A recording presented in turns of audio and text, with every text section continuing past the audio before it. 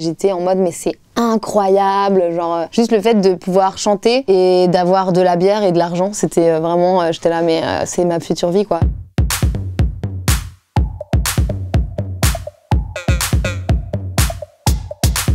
Ouais, j'ai fait 4 ans de cirque dans une compagnie qui s'appelait En Piste avec Romano à Caluire-et-Cuire. Et j'ai fait des spectacles dans des chapiteaux et tout. Et donc, clairement, j'ai fait du monocycle, de la boule, du diabolo, toutes ces choses-là. Et je trouve que j'ai la gueule de l'emploi quand même. Et beaucoup de gens pensent déjà que j'ai fait une première aile, ce qui est vrai. Et beaucoup de gens pensent que je fume des Philip Morris, ce qui n'est pas vrai. Mais j'ai fait du cirque. Donc, j'étais vraiment dans une catégorie de farfadet un peu. Mais mon truc préféré, c'était les acrobaties. Et mon rêve, c'était d'être contorsionniste, genre. Enfin, vraiment un autre style de vie, quoi, que celui que j'ai aujourd'hui. Romano, si tu m'écoutes, big up, le sang.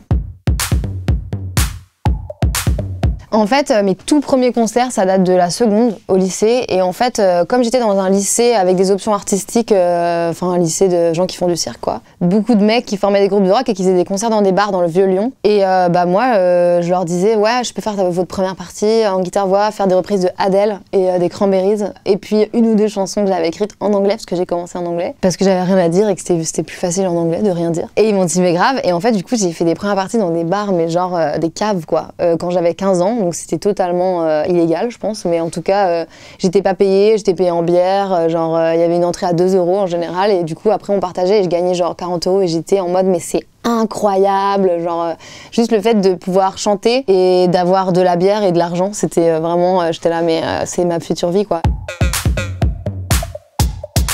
En fait, je faisais des babysitting pour aider mes parents. Et en fait, de fil en aiguille, une pote à moi me dit « Ah, j'ai des potes qui cherchent une babysitter ». Et il s'avère que c'était un couple dont la meuf travaillait dans un tourneur. Donc elle a donné mon numéro à un autre gars du tourneur. Et elle a dit, elle garde des enfants, elle est trop sympa, machin. J'ai gardé la fille de mon futur tourneur. Et c'est lui qui m'a dit, et toi, tu fais quoi dans la vie? J'ai dit, moi, j'écris des chansons. Et tout. Il m'a dit, mais moi, je suis tourneur. Et en fait, c'est devenu mon tourneur, comme ça. Mais genre, au début, mes chansons, elles étaient claquées au sol, quoi.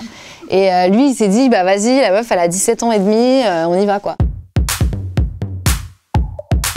En fait, la mycologie, c'est la science des champignons. Les champignons qu'on voit dans la forêt, ce sont simplement les fruits de tout un réseau de racines de champignons qui sont sous la terre, qui s'appelle le réseau fungi, je crois. Et c'est vrai que ça me fascine vachement parce que j'ai l'impression qu'on connaît rien. Et à un moment donné, je me suis dit peut-être ce serait bien que je prenne des petites cours, des petites formations. Et donc cet hiver, j'ai fait des petites formations d'apprentissage, de reconnaître les champignons, ceux qui sont toxiques, ceux qui sont mangeables. Il faut regarder en dessous du chapeau la forme des petites stries en dessous et tout. Enfin voilà. Franchement, ça me rassure en fait. Je sais pas, j'ai l'impression que c'est des toutes petites maisons.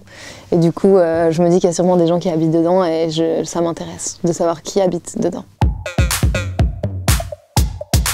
J'ai passé mon BAFA quand j'avais 17 ans, spécialisation petite enfance. Et j'ai été animatrice de colo, franchement 2-3 années de suite. C'est assez marrant parce que j'étais déjà avec mon tourneur et j'alternais entre première partie de Angus and Julia Stone à Clermont-Ferrand et 2 semaines à la colo, quoi. Et en fait, je me souviens de m'être dit, genre, franchement, c'est un peu bizarre comme switch. Genre, c'était pas la même ambiance, quoi. Et du coup, j'ai arrêté l'année où j'ai eu mon tourneur, en fait. Mais j'ai fait 3 ans, je pense, 3 étés d'affilée. C'était très intense, en fait. C'est clairement une expérience incroyable, mais qui est un des trucs les plus fatigants de la Terre et les plus sous-payés aussi. Tu te couches à 2 h du matin, tu te lèves à 6 h pendant 3 semaines. Et franchement, c'est incroyable. J'ai adoré faire ça. Mais je pense qu'en termes de fatigue, c'est vraiment un des pires trucs que j'ai fait, être avec 150 enfants toute la journée pendant 2 ans. 2 ans. Tu vois, carrément dans ma tête, c'était 2 ans, quoi. Je crois que ça s'appelle la thalassophobie. Et en fait, parfois je peux ne pas me baigner dans un lac parce que y a une forêt autour et que du coup c'est noir et que tu vois pas. Et en fait, ça me stresse, mais vraiment terriblement, quoi. Genre, j'ai l'impression qu'il y a des trucs effrayants, alors qu'au pire, il y a des poissons, tu vois. Et je pense aussi, nouvellement, que j'ai découvert que j'avais un peu la phobie du vomi, malheureusement. Je n'avais pas vomi depuis des années et à un moment donné, j'ai fait « Ah mais j'ai l'impression que je vais mourir en fait ».